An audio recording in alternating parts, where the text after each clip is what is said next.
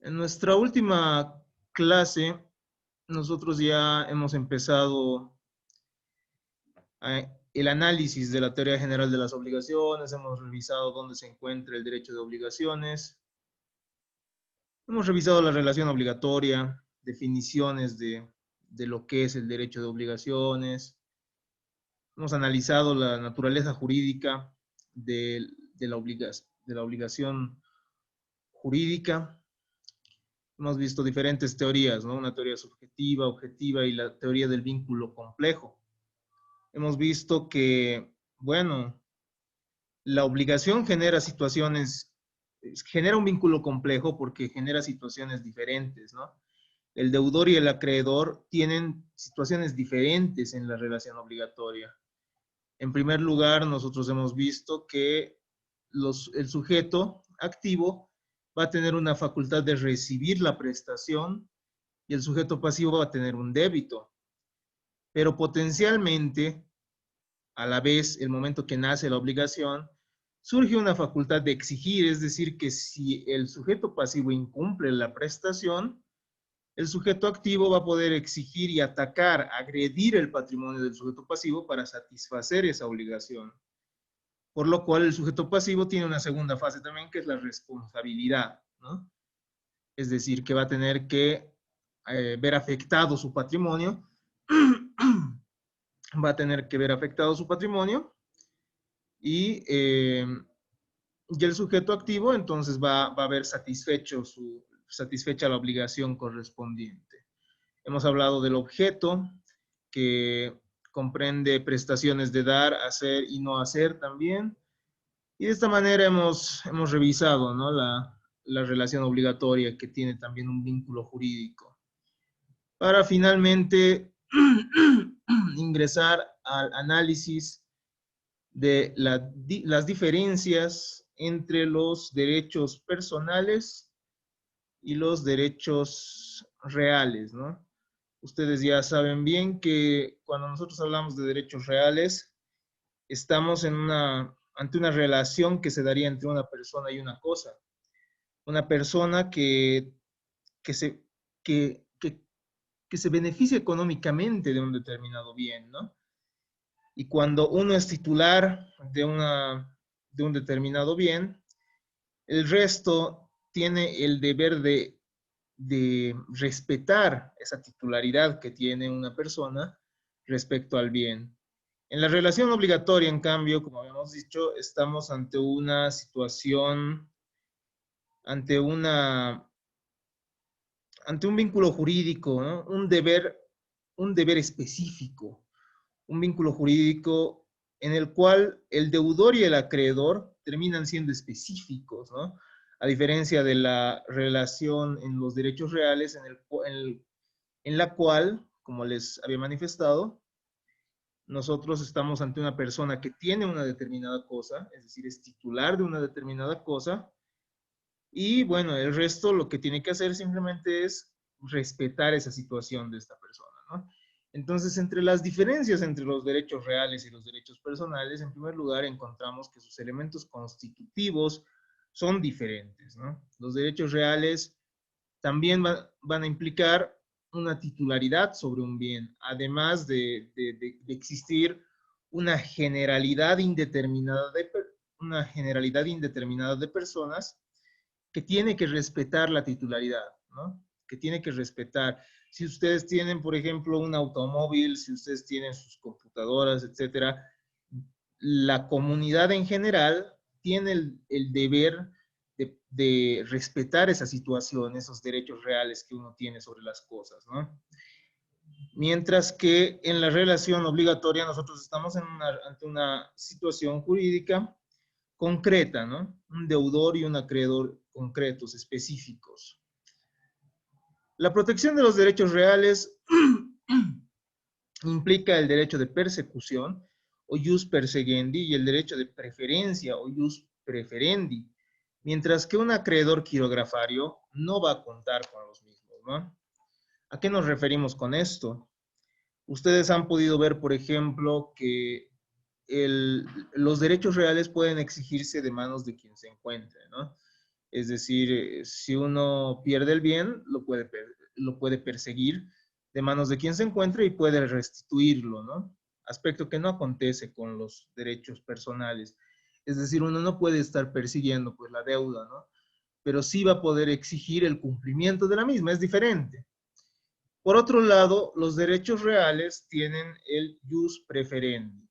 Ustedes cuando analizaban seguramente los temas de la anticresis, el tema de la prenda y el tema de la hipoteca que se estudian en derechos reales, han debido ver seguramente que estos generan derecho de preferencia, ¿no?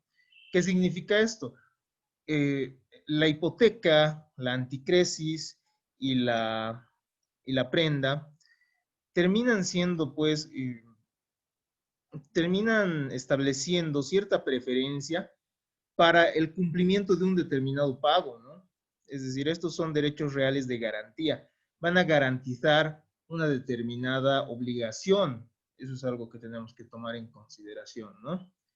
Es decir, cuando, por ejemplo, yo dejo en calidad de prenda mi celular en un determinado lugar, en realidad se ha dejado ese bien para garantizar que yo voy a cumplir con una obligación, ¿no? Igual lo mismo sucede con una hipoteca, ¿no? Solo que no se entrega la casa, ¿no? No se entrega la casa, es no pignoraticio. En la anticresis igual, ¿no? Estamos ante un préstamo de dinero, básicamente, y la persona ingresa a vivir para cobrarse para cobrarse eh, para cobrarse los intereses, ¿no? Mediante el tiempo que vaya a vivir ahí. Entonces, estos derechos reales van a generar en el acreedor preferencia, es decir, si yo, por ejemplo, hipoteco una casa, significa que esa casa está garantizando una determinada deuda, es decir, está generando preferencia en mi persona como acreedor respecto a otros acreedores, ¿no? Si yo hipoteco una casa, significa que yo puedo después rematar esa casa, venderla judicialmente y finalmente cobrar mi obligación. A eso se refiere este derecho de preferencia, ¿no? Pero cuando no existen derechos reales, no va a existir este derecho de preferencia, no va a existir este ius preferendi, ¿no? Entonces, nos dice, ¿no? Mientras que un acreedor quirografario no va a contar con estos derechos de preferencia y derecho de persecución, ¿no? El acreedor quirografario, estimados estudiantes, va a ser aquel que tiene como garantía la totalidad del patrimonio de su deudor, ¿ya?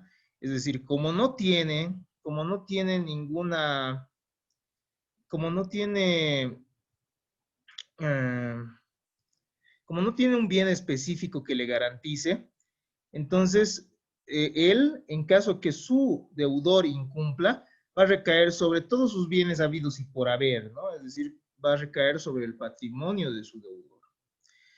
Aspecto que no debemos olvidar. Entonces, cuando uno tiene como garantía todo el patrimonio de su deudor, no tiene pues derechos de preferencia.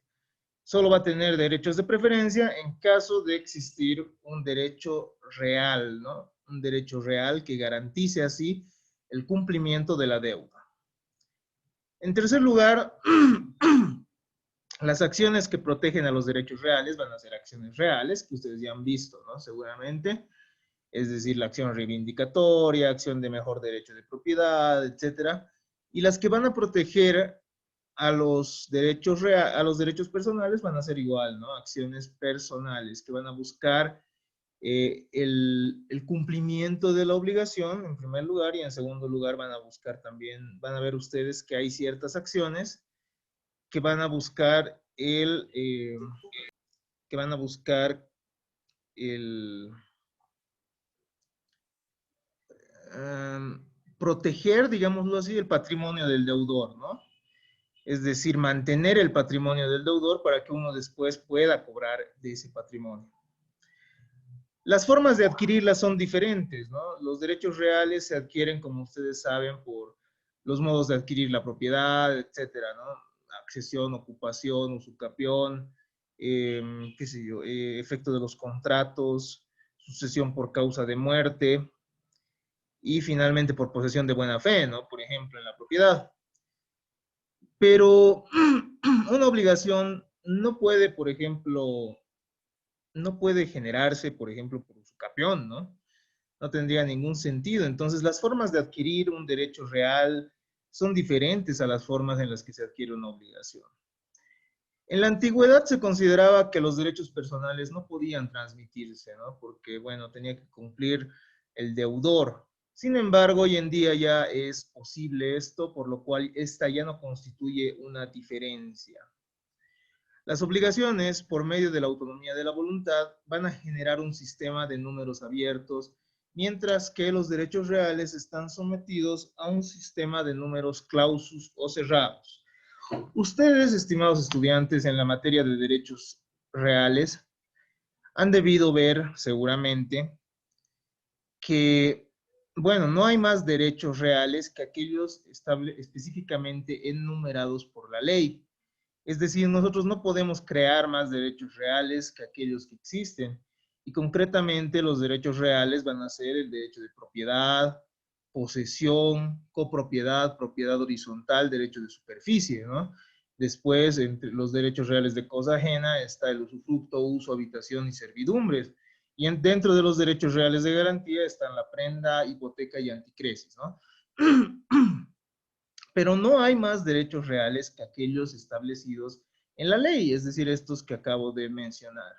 Sin embargo, respecto a los derechos personales, los mismos, por la autonomía de la voluntad, pueden ser de los más diversos, ¿no? ¿A qué me refiero con esto? Ustedes van a ver en la materia de contratos, que viene después de esta asignatura, que los derechos personales, que los contratos, perdón, pueden celebrarse de la manera más diversa, ¿no? Podemos celebrar los contratos más diversos posibles en nuestra vida en general. Obviamente ustedes van a ver que hay ciertos contratos como el de arrendamiento, donación, compraventa, sociedad, qué sé yo, mandato, comodato, mutuo, etcétera, etcétera, etcétera. Van a ver que hay ciertos contratos que están regulados por la ley, ¿no? Es decir, están establecidos por nuestro ordenamiento jurídico. Nuestro ordenamiento jurídico le da las consecuencias jurídicas correspondientes, y etcétera. Pero también nuestro ordenamiento jurídico establece que las personas podemos crear todo tipo de contratos mientras no sean contrarios a la, al orden, a la ley, el orden público y las buenas costumbres, ¿no? Entonces, mientras no se contraría la ley, el orden público y las buenas costumbres, entonces nosotros vamos a poder evidenciar que vamos a poder evidenciar los más diversos contratos, por lo que estamos ante un sistema de números abiertos, ¿no? Las obligaciones pueden ser sumamente variadas. Los derechos reales, nos dice nuestro material, aunque no todos, en su mayoría nacen con un término indeterminado, mientras que los derechos personales de crédito u obligacionales se van a extinguir con la prescripción extintiva o liberatoria. Cuando uno adquiere un derecho real, entonces lo hace de manera usualmente indeterminada, ¿no? Es decir, no es que va a tener el derecho real por un tiempo, sino que va a tratar de tener una titularidad, bueno, constante, ¿no? Y bueno, respecto a los derechos personales, los mismos se extinguen con la prescripción, ¿no? Que opera después de 5 años. Eso también se va a estudiar. Puede suceder que los derechos reales se transformen en derechos de crédito o que los derechos personales se transformen en derechos reales, ¿no? Eso existe, por ejemplo, existe esta posibilidad.